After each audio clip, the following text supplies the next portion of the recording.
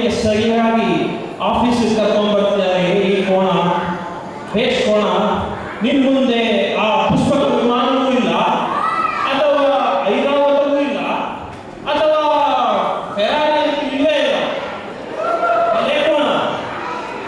ಆದರೆ ನಾನು ಆಫೀಸ್ಗೆ ಹೋಗೋಕ್ಕೆ ಮುಂಚೆ ಒಂದು ಎಚ್ಚರ ಕೊಡ್ತೀನಿ, ಏನಂದ್ರೆ ಯಾರಾದರೂ ಫೈನ್ ಆಗೋದು ಬಂದರೆ, ಪಾರ್ಕಿಂಗ್ ಫೈನ್ ಆಗೋದು ಬಂದರೆ ಜಾಡ್ಸನೆ ಹೋಗ್ಬಿಡೋದು.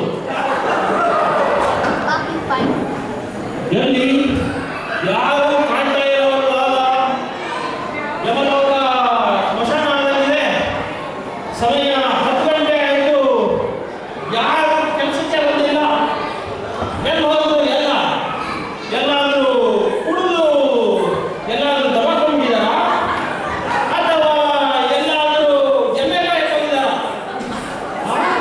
ಅಟ್ಲೀಸ್ಟ್ ಆ ಚಿತ್ರಗುಪ್ತ ಬರ್ಬೇಡ್ರೆ, ಎಲ್ಲೋದ ಚಿತ್ರಗುಪ್ತ, ವಿಚಿತ್ರಗುಪ್ತ, ಎಲ್ಲೋದ?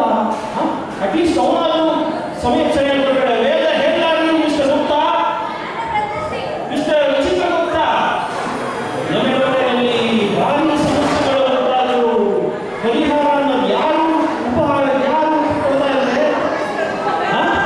ಏನು ಮಾಡೋದಪ್ಪ?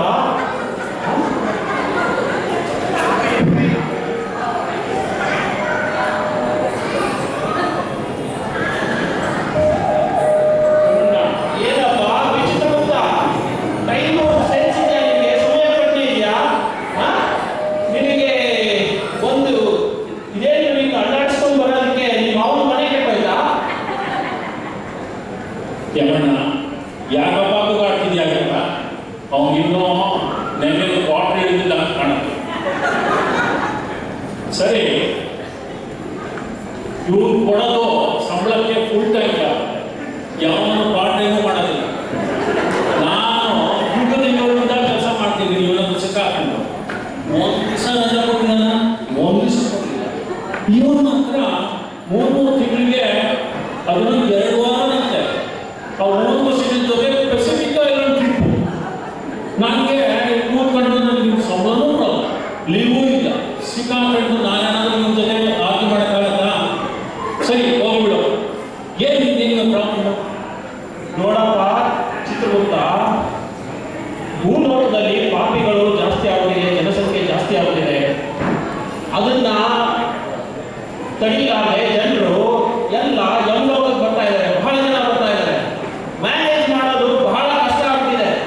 ಇದಕ್ಕೇನಾದರೂ ಒಂದು ಪರಿಹಾರ ಕಂಡುಹಿಡಿದಿದೆಯಾ? ಏನಾದರೂ ಪರಿಹಾರ ಇದೆಯಾ ನಿನ್ನ ಹತ್ರ?